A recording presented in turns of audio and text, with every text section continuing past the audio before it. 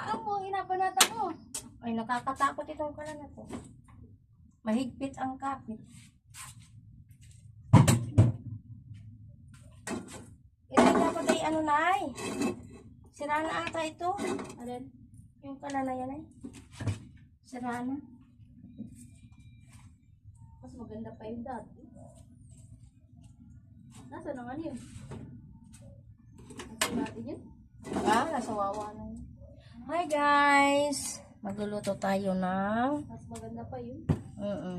Mais na ginadgad. Nagbili ako tayo ng mais na ginadgad. Tapos, ang halo natin ay hipon na mga maliliit. Hipon.